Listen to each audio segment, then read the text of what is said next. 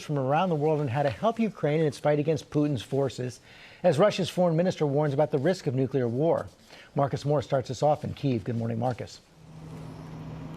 Well, George, good morning. We are witnessing the cultural landscape of Kyiv change before our eyes. This bronze statue you see behind me has stood since 1982 and was meant to represent friendship between Russia and Ukraine. It's being taken down today in response to this war as world leaders meet to discuss more help for Ukraine.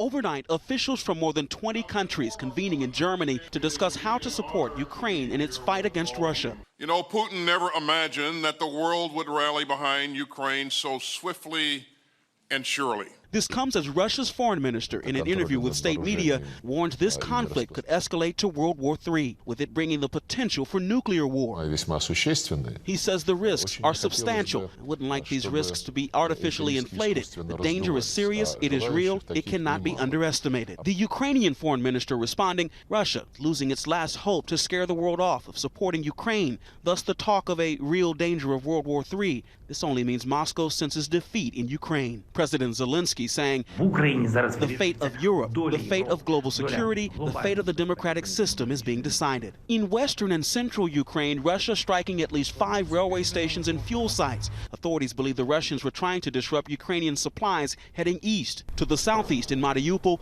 Ukrainian fighters holding on at the besieged Azovstal steel plant. This video, shared by Russian state-affiliated media, shows a Russian vehicle firing explosives near the plant. Though the date the video was taken is unknown. The rest of the city is in ruins. After weeks of bombardments, Nina is in the city with her daughter.